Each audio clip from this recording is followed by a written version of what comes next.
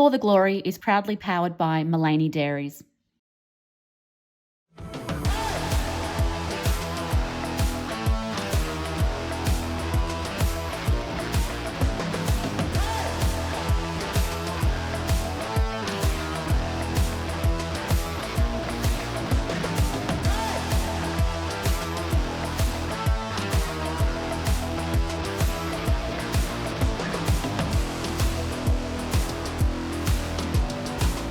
Hello and welcome back to another episode of For the Glory, an athlete empowerment production series brought to you by the Wattle Nest.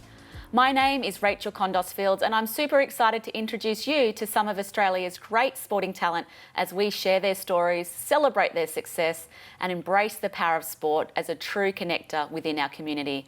Joining me again today at the studio desk is Australian track and field athlete and our For the Glory co-host Nana Awasu. Welcome back, Nana, and how are you? Thank you for having me, Rachel. I'm very excited for our next guest.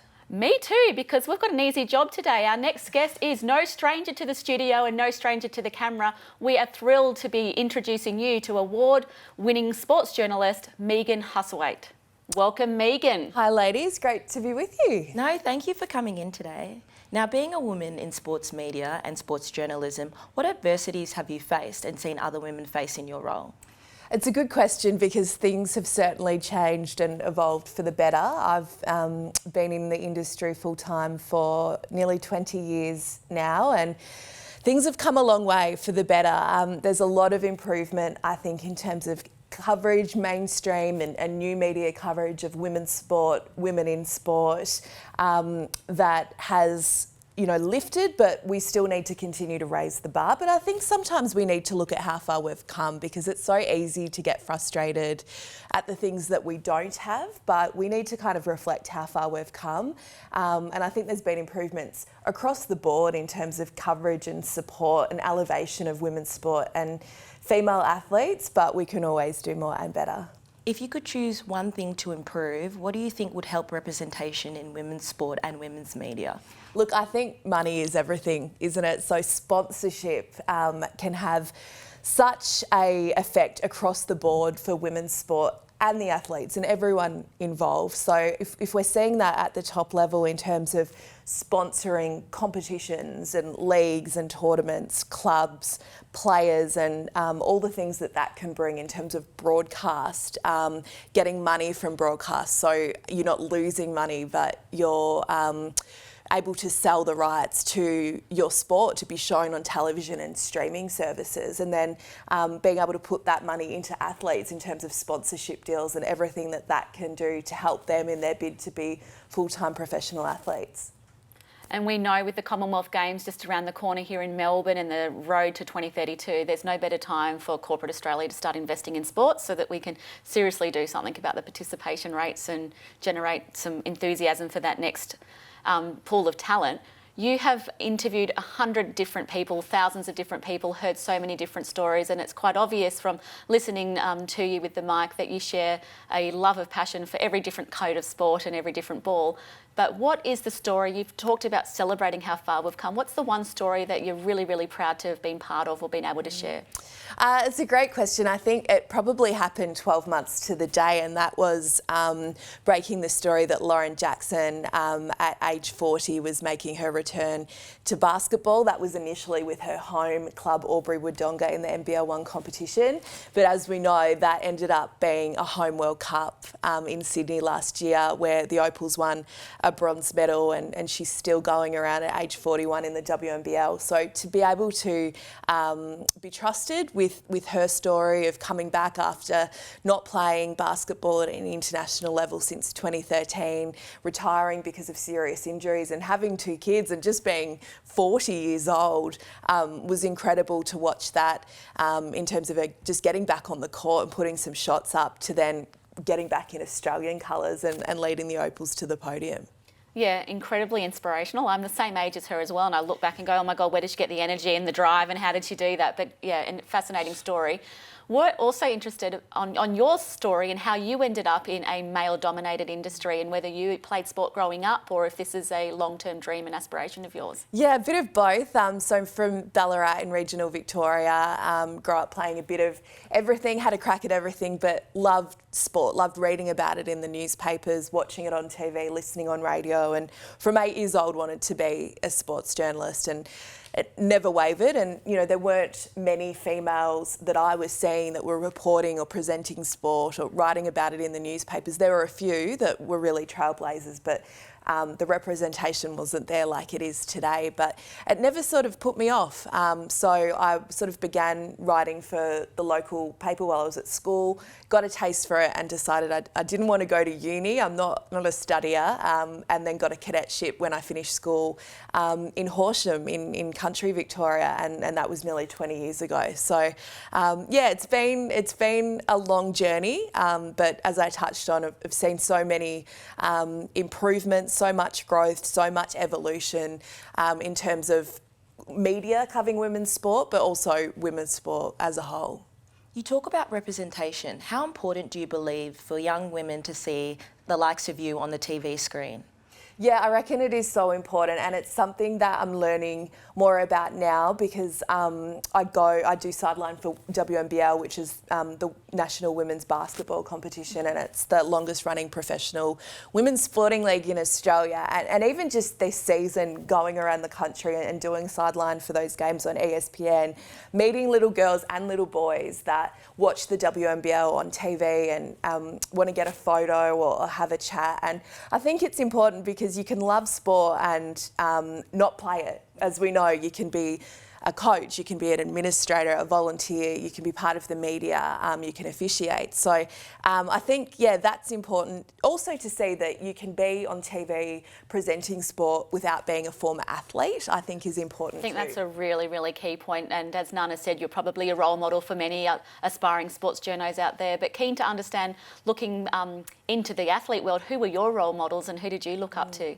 Again, representation is a huge thing. So being from Ballarat, we had an amazing array of Olympians who hailed from Ballarat, so including basketballers Robin Marr and Alison Cook, who when I was growing up were representing Australia in Atlanta, where they won Australia's first basketball medal, a bronze in 1996. So looking at them and seeing that they were from where I was from wasn't a barrier, that you didn't have to be from the city to be able to chase your goals. And then, yeah, an array of athletes, Steve Monaghetti, Anthony Edwards, yeah, you know Mona, obviously. And then footballers, you know, I remember growing up and Tony Lockett from Ballarat broke the goals record for most goals in a VFL, AFL season. And I actually was in year 7 and wrote a letter to the mayor saying that we needed to have a civic reception for Plugger. So I was always very proud to be from Ballarat and proud of the athletes that represented, you know, our region.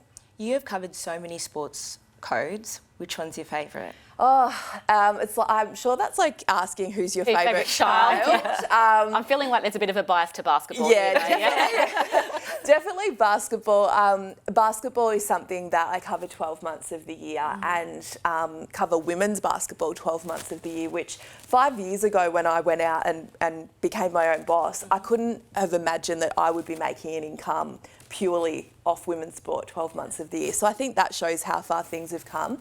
Yeah, but basketball, footy and cricket are my big three, all for different reasons. But yeah. So Megan, what's next for you? What are your future goals and aspirations? I guess like a lot of Australian athletes, my goal and focus is on the London Olympics. So I have covered a few Olympics remotely from back in Australia, but I definitely want to be in Paris next year covering the basketball. So I wouldn't say I'm training, but I'm doing all the things I can do and control to try and get to Paris next year. And in terms of the Olympic and Paralympic Games, what sport would you like to see as one of our new emerging sports? Oh gosh, that's a good question without notice. Look, I do like the obscure sports that come in. I know people get a bit upset about breakdancing or skateboarding or whatever, but I'm always up for that. Yeah, always We're up hoping for to that. see rock climbing at the Paralympics. We've got a few passionate rock climbers in the mix, so we're hoping that they get a look in. Let's back them. Yeah. Sorry, Nana. As someone who wants to get into sports media and sports journalism, what advice would you give someone like myself?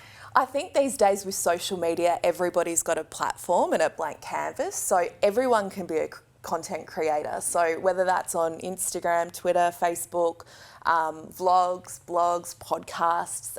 When I was starting out in 2003, 2004, there was no social media. I used to write my articles on a piece of paper and take them into the newspaper office for them to type up. So I think that's the best thing about social media. So you can report, you can host, you can interview, you can create content, and it's free, right? Yeah.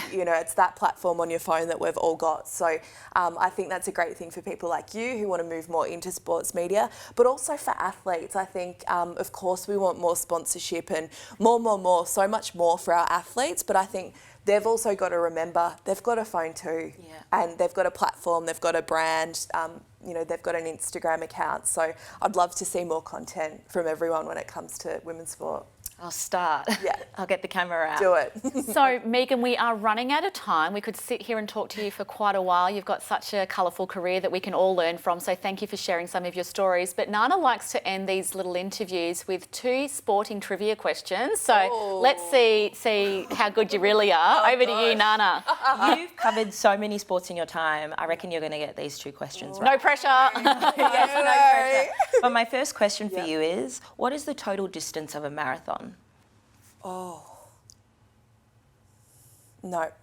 It is 42.16 Ks. 0.16. And we have an athlete in our program that ran an equivalent of 2 every day for 6 months. Oh, no.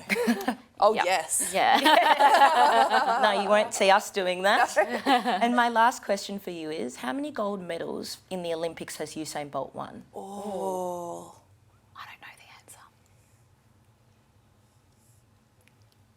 the answer. 18.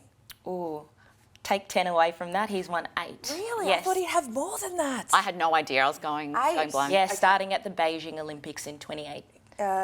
2008. Wow. What a machine. Yep. We'll be talking about Nana like that in a few Yeah, years' you'll time have 18 too. soon.